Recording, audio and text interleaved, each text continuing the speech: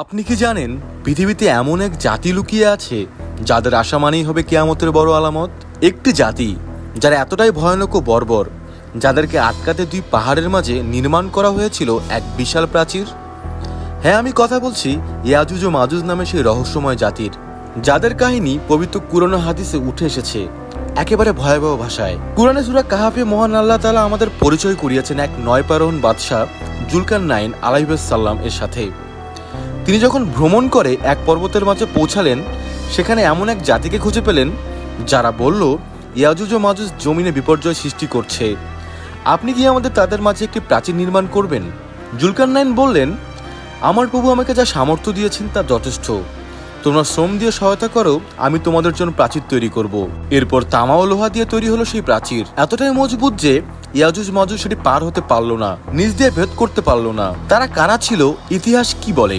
ইয়াজুজ মাজুজ কারা ছিল তা নিয়ে বহু যুগ ধরে গবেষণা হয়েছে। তাফসীরবিদরা বলেন তারা আদম সন্তানেরই একটি জাতি। অনেকে বলেন তারা ইয়াফিস, হযরত নূহ আলাইহিস সালামের পুত্র এর বংশধর, যার থেকে তুর্কি, চীন, রাশিয়ার মতো অঞ্চলগুলোর জাতিগুলোর উৎপত্তি। কিছু ব্যাখ্যায় বলা হয়েছে তারা তুর্কি অঞ্চলের লোক, আবার কেউ বলেন চীনের উত্তরে, আবার কেউ বলেন ককেশাস পর্বতের আশেপাশে। অনেকে বলেন সেই প্রাচীরটি চীনের বিখ্যাত গ্রেট ওয়াল বা চীনের প্রাচীরের সঙ্গে মিল খায়, কিন্তু কুরআন ও ইতিহাসবিদরা এমন কিছু নিশ্চিত করেননি।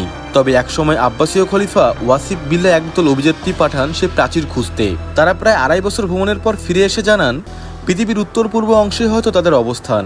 আজকের আধুনিক যুগেও কেন তাদের দেখা যায় না?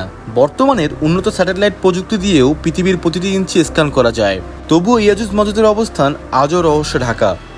এমনকি আধুনিক ভূগোলও দিতে পারেনি তাদের কোনো স্পষ্ট অবস্থান। তাদের সম্পর্কে মানুষের মনে তৈরি হয়েছে হাজারো প্রশ্ন।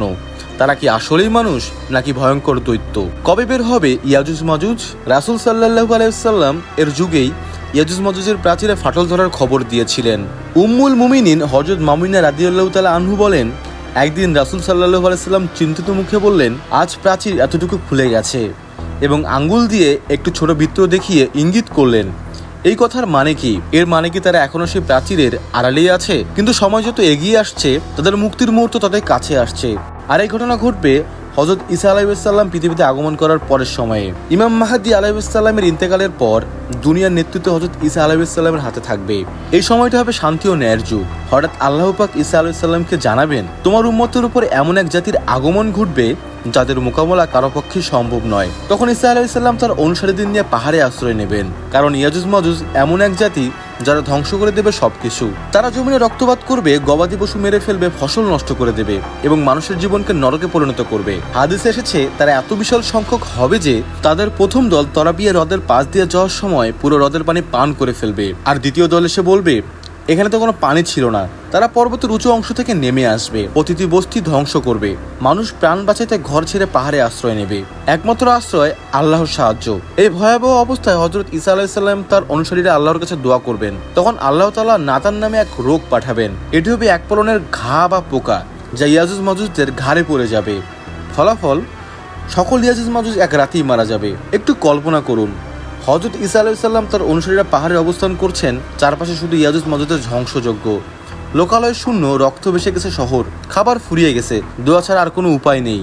রাসূলুল্লাহ সাল্লাল্লাহু আলাইহি সাল্লাম বলেছেন, আল্লাহ তাআলা ইয়াজুজ মাজুজের উপর নাতান নামক এক ধরনের কীট পাঠাবেন, যা তাদের ঘাড়ে আক্রমণ করে এমনভাবে সংক্রমিত করবে যার ফলে তারা সকলে একসঙ্গে মারা যাবে। এক রাতে পৃথিবী জুড়ে শুধুই হবে নীরবতা, মৃত্যুর স্তব্ধতা। মেজদের পাহাড় একটি নতুন বিপদ, কিন্তু এরপর শুরু হবে নতুন বিপর্যয়। কোটি কোটি ইয়াজুজ মাজুজের লাশ পৃথিবী জুড়ে পড়ে আছে, যার দুর্গন্ধে বাতাস বিষাক্ত হয়ে পড়বে। তখন ঈসা আলাইহিস সালাম আবার দোয়া করবেন, হে আল্লাহ, আমাদেরকে এই অবস্থা থেকে মুক্ত করুন। গলালম্বা পাখির আগমন এবং পরিশুদ্ধ পৃথিবী। আল্লাহ তাআলা সেই দোয়ার উপরে প্রেরণ করেন গলারহীন লম্বা গলা বিশিষ্ট বিশাল পাখি, যারা আল্লাহর হুকুমে সমস্ত মৃতদেহ নিজেদের ঠোঁটে তুলে অজানা এক জায়গায় নিয়ে ফেলে। এরপর মহান আল্লাহ তাআলা অযোধ্যায় বৃষ্টি বর্ষণ করেন। এই বৃষ্টির পানিতে পৃথিবীর ধুয়ে যায় প্রতিটি স্থান, আয়নার মতো পরিষ্কার হয়ে ওঠে জমিন। এক ভয়াবহ অধ্যায় শেষ হলো। ইয়াজুজ মাজুজ চলে গেল ইতিহাসে, এবং পৃথিবীতে ফিরে এলো সেই পুরনো শান্তি, যেখানে খাদ্য, ফলমূল, দুধ সবকিছুর বরকত আবার ফিরে আসে। কিন্তু এই শান্তি কি স্থায়ী? এরপর কি কিয়ামত আরও কাছে চলে আসবে? কিছু সময় পর ঈসা আলাইহিস সালাম ইন্তেকাল করবেন। তিনি একজন নবী হিসেবে নাজিল হয়েছিলেন, কিন্তু দ্বিতীয়বার তিনি আসেন একজন উম্মতি হিসেবে। তার মৃত্যুর পর ইসলামের আলো ধীরে ধীরে ক্ষয় হতে শুরু করবে। আলেমদের মৃত্যু, কোরআনের জ্ঞানের বিলুপ্তি, সত্যভাষার অভাব, এগুলো হবে শেষ যুগের আলামত। ইয়াজুজ মাজুজ ছিল কিয়ামতের বড় আলামতগুলোর একটি। তাদের পর একে একে আসবে তিনটি বড় ধ্বংস, একবার পূর্ব দিকে, একবার পশ্চিমে, আর একবার আরব উপদ্বীপে। সূর্য পশ্চিম দিক থেকে উদয় হবে, ধোঁয়া পৃথিবী ঢেকে ফেলবে। এক ভয়ানক জন্তু দাব্বাতুল আরাদ বের হবেন, যা মানুষের ঈমান যাচাই করবে। তারপর শেষ তরণের মতো প্রথম হাওয়া বইবে, যা সমস্ত মুমিনের প্রাণ কেড়ে নেবে। যখন পৃথিবীতে আর কোনো মুমিন অবশিষ্ট থাকবে না, তখন শুরু হবে আসল ধ্বংস। কুরআন ও তাফসিরে বর্ণিত আছে, একটি বিকট আওয়াজ, প্রচণ্ড ভূমিকম্প আর পুরো বিশ্বজগতের একযোগে ধ্বংস।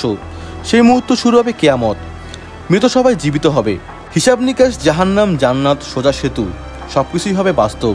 বন্ধুরা, ইয়াজুজ মাজুজের কাহিনী কেবল একটি গল্প নয়, এটি আমাদের ভবিষ্যতের বাস্তবতা, যা ঘটবে একদিন হঠাৎ চোখের সামনে।